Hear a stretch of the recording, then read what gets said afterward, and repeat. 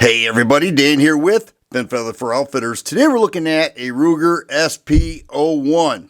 This would be considered the most common SP101. They make a 3-inch barrel, they make a longer barrel, like a full-size revolver.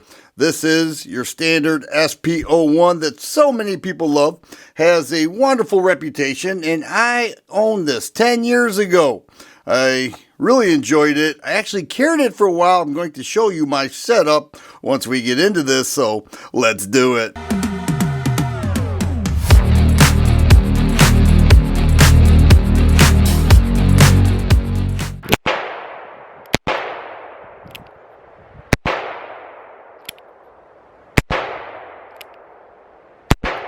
I actually carried this for quite a while, and check out this holster. 10 years ago, Kydex was becoming a serious product for holster makers. They custom fit, and we're used to it now. It's pretty common, but back then it wasn't, and my holster maker came up with this see-through Kydex holster for the SP101. Isn't that cool?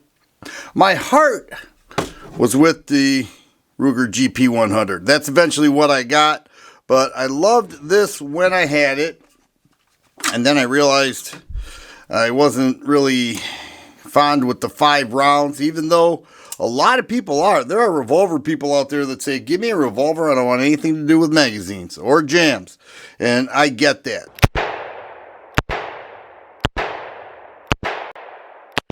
The SP101 2¼ barrel, a beautiful and overbuilt stainless, sort of a matte finish, a little bit of shine on there, and the grip is rubber. It's a 2½ finger grip, okay, or this pinky just goes underneath the grip. You get a nice feel, nice firm grip on the gun. It is rubber with these inserts. Now when I had mine, I took out this polymer insert, and the aftermarket support for customizing it the way you want it is available, and I was able to get a couple inserts, changed the look of the revolver, and I thought it was super cool to do that, and I know other people have done that as well. But what are we looking at here? Well, not quite a snub nose, 2¼ inch, I suppose that would qualify. And Ruger has the push button cylinder release, and it's a 5-shot double action revolver.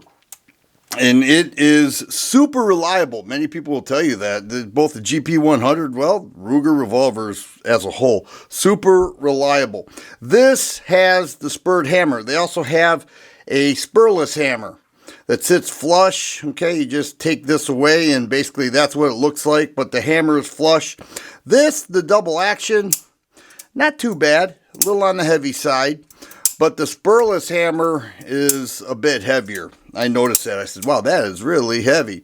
But it's got this really cool mechanism. It would be snag-free in the pocket, but with this steel frame, it would weigh down quite a bit. It's just an overbuilt, heavy-duty revolver.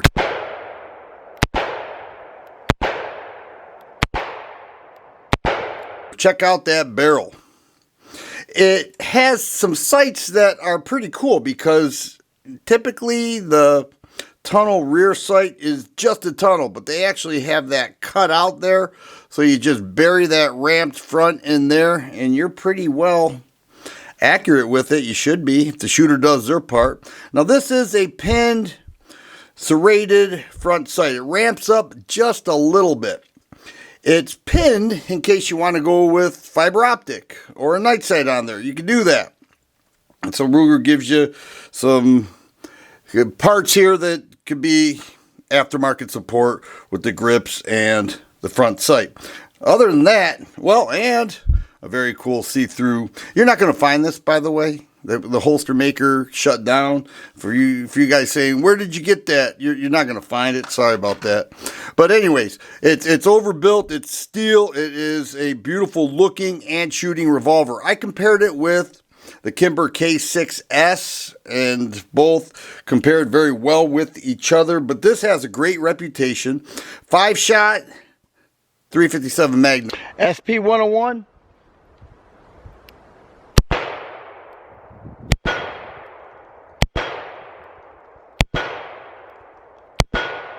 Now, with these shooting scenes, every shot I took was with a full, I don't want to say a full load, you know, it's a standard load, 357 Magnum, but out of a little revolver like this, you really have to grip onto that. And then the single action, that hammer is a bit heavy.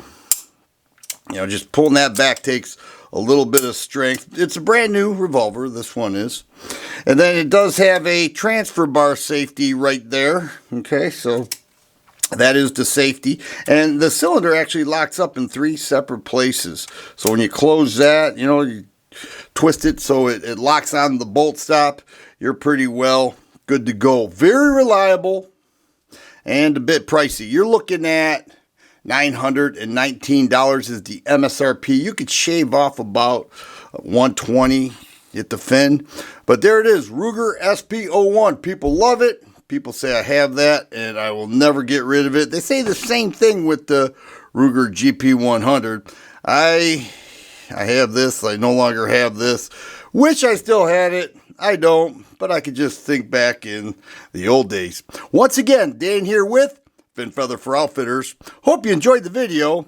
Thanks for watching.